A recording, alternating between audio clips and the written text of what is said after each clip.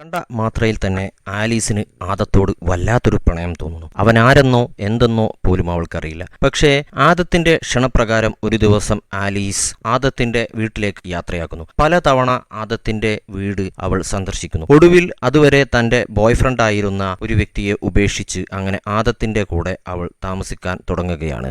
ആദം ഒരു മലകയറ്റക്കാരനായിരുന്നു. അവനൊരു ഹീറോ ആയിരുന്നു. ഒരുപാട് പേരുടെ ജീവൻ അവൻ മലകയറ്റത്തിനിടെയൊക്കെ രക്ഷിച്ചിട്ടുണ്ട്. പക്ഷേ അങ്ങനെ ഒരു അപകടത്തിനിടെ അവന് അവൻ്റെ ലവറിനെയും നഷ്ടമായിട്ടുണ്ടായിരുന്നു. ഒരു തരം ഭ്രാന്തമായ പ്രണയമായിരുന്നു ആലീസിനോട് ആദത്തിനുണ്ടായിരുന്നത്. അവർ അങ്ങനെ വിവാഹിതരാകുന്നു. അതിനുശേഷം അവൾക്ക് വരുന്ന ചില ഊമക്കത്തുകൾ ആലീസിന് ആദത്തിന്റെ മുകളിൽ സംശയമുണ്ടാക്കുന്നു. അവൾ ആദത്തിന്റെ പാസ്റ്റിനെ പറ്റി അറിയാനും ആഡേൽ എന്ന മുൻ കാമുകിയെപ്പറ്റി അറിയാനും ശ്രമിക്കുന്നു. ഒരു വിവരവുമില്ലാതെ 8 മാസമായിട്ട് അവൾ മിസ്സിംഗ് ആണെന്നുള്ളത് ആലീസ് മനസ്സിലാക്കുന്നു. അങ്ങനെ ആദത്തിനരികിൽ നിന്ന് അവൾ രക്ഷപ്പെട്ട് പോലീസ് സ്റ്റേഷനിലെത്തുന്നു.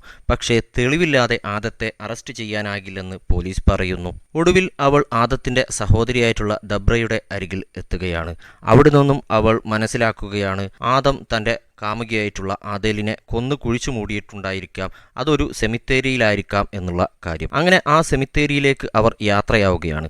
ആ യാത്രക്കിടയിൽ ദബ്ര വെളിപ്പെടുത്തുകയാണ് അവൾക്ക് ഇടയ്ക്കിടെ ഊമക്കത്തുകൾ അയച്ചിരുന്നത് താനായിരുന്നെന്നും ആദത്തിന്റെ വയലൻസിനെ പറ്റി അവൾക്ക് നല്ല രീതിയിൽ അറിയാമായിരുന്നു എന്നും. സെമിത്തേരിയിലെത്തി കുഴിച്ചു നോക്കുന്ന അവർ ആഡേലിന്റെ ബോഡി കണ്ടെത്തുകയാണ്. പക്ഷേ ആ ബോഡിയിൽ ദബ്ര തനിക്ക് സമ്മാനിച്ചതുപോലെയുള്ള ഒരു മാല ആലീസ് കണ്ടെത്തുകയാണ്. തുടർന്ന് ദബ്ര വെളിപ്പെടുത്തുകയാണ് താനാണ് ആഡേലിനെ കൊന്നിട്ടുള്ളത് എന്ന്. കാരണം 15 വയസ്സ് മുതൽ സഹോദരനായിട്ടുള്ള ആദവുമായിട്ട് അവൾക്ക് ഫിസിക്കൽ റിലേഷൻ ഉണ്ടായിരുന്നു. ആദത്തിനെ മറ്റാർക്കും വിട്ടുകൊടുക്കുന്നത് അവൾക്ക് സഹിക്കാനാകുമായിരുന്നില്ല. തുടർന്ന് ആലീസിനെയും കൊല്ലുവാൻ വേണ്ടി ദബ്ര ശ്രമിക്കുന്നു. പക്ഷേ അപ്പോഴേക്ക് ആദം അവിടെ എത്തുന്നു. ആദം അവളെ രക്ഷിക്കുന്നു. പിന്നീട് ആദത്തെ കൊല്ലാൻ ശ്രമിക്കുന്ന ദബ്രയെ ആലീസ് വെടിവെച്ച് കൊല്ലുന്നു. ഒടുവിൽ തനിക്ക് ദബ്രയുമായിട്ടുള്ള ഫിസിക്കൽ റിലേഷന്റെ കാര്യം അവൻ സമ്മതിക്കുന്നു. പക്ഷേ ആലീസിനോടുണ്ടായിരുന്ന പ്രണയം യഥാർത്ഥമായിരുന്നു എന്ന് അവൻ പറയുന്നു.